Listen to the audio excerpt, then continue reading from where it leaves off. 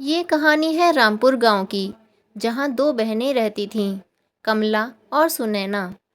कमला सुनैना से दिखने में कम सुंदर थी, जिस कारण उसकी शादी एक गरीब किसान रामू से हुई थी, जो दूसरों के खेतों में मजदूरी करता था। और कमला दूसरों के घरों में झाड़ू पोछे का काम किया करती थी। दोनों पति पत्नी मिलकर खूब मेहनत करते थे, तब जाकर उनके घर में चूल्हा जलता था। वही छोटी बहन सुनैना बहुत सुंदर थी, जिस कारण उसकी शादी एक अमीर व्यापारी से हुई थी। शादी के बाद से ही सुनैना को अपने रूप और धन का घमंड हो गया था। सुनैना हमेशा अपनी बड़ी बहन को ताने मारती और नीचा दिखाने का कोई मौका नहीं छोड़ती। जब भी कमला उसके घर जाती, सुनैना की बातें उसके दिल को छलनी कर देती। एक दिन कमला सुबह सुबह अपने काम पर जा रही थी, तभी उसे रास्ते में उसकी छोटी बहन सुनैना मिली। दीदी, तुम्हें देखकर तो यही लगता है कि गरीबी सच में बहुत बुरी चीज़ होती है। अपने हाथों को तो देखो, ये हाथ तो पत्थर जैसे हो गए हैं। लगता है झाड़ू पोछे ने अपना असर दिखा ही दिया। मेहनत का असर है सुनैना, इसमें कैसी शर्म। बिल्कुल। वैसे भी तुम लोग तो कष्ट में भी संतोष करने वाले हो ना। हमें तो आदत है थोड़ा अच्छा जीने की।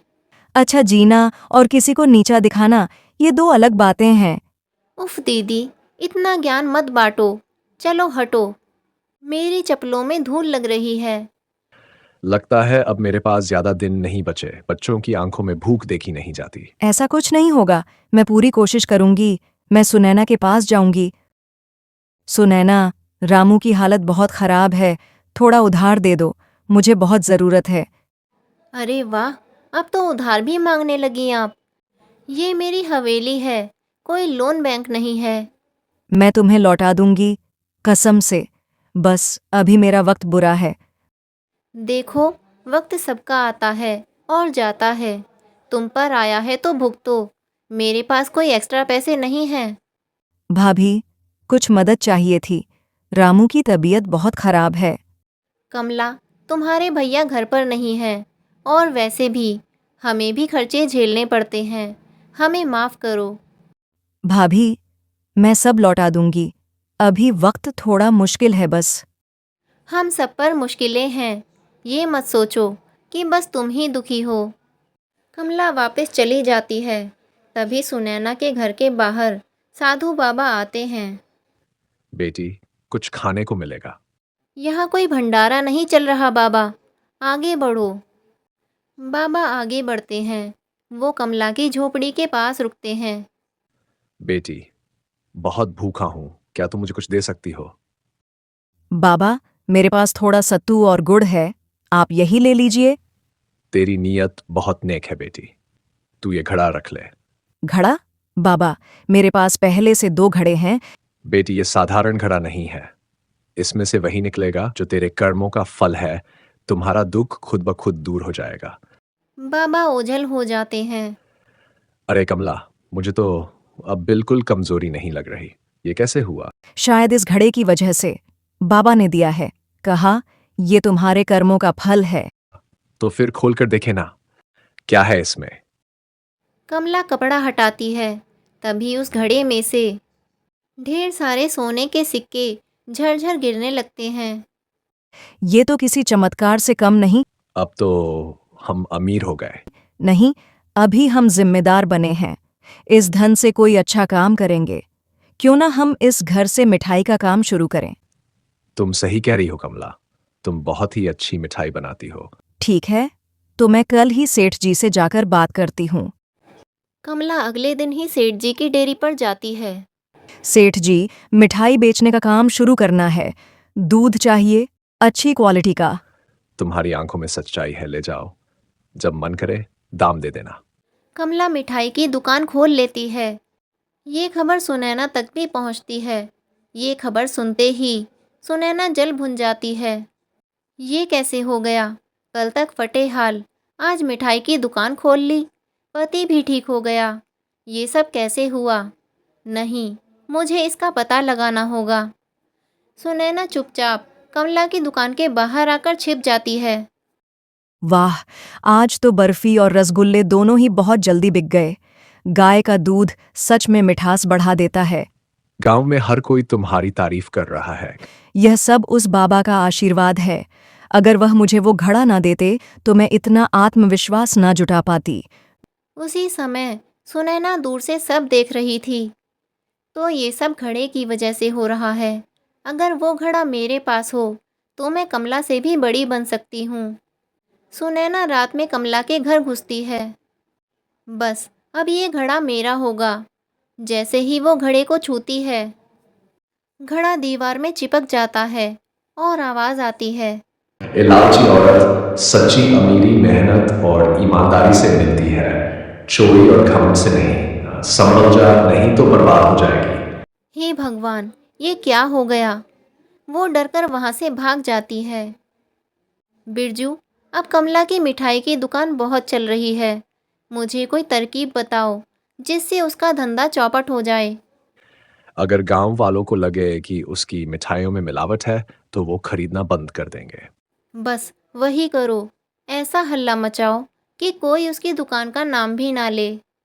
अगले दिन कुछ लोग कमला की दुकान पर पहुंचते हैं और मिठाई चखते ही नाटक करने लगते हैं।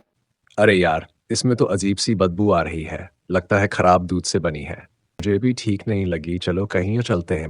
बाकी ग्राहक चौंक जाते हैं और कानाफूसी करने लगते हैं। कुछ भी बोल रहे हैं लोग। मेरी मिठाई में तो कुछ भी गड़बड़ नहीं है। जरूर किसी ने झूठ फैलाया है। अब मैं खुद सबके घर जाकर मिठाई दूंगी फ्री में। जिसने खाई उसे खुद पता चल जाएगा सच्चाई। कमला मिठाई लेकर घर घर जाती है। दादी जी, जरा मेरी बर्फी तो चखिए। और चाचा जी, ये रसगुल्ला लीजिए। अरे वाह, ये तो बड़ी स्वादिष्ट है।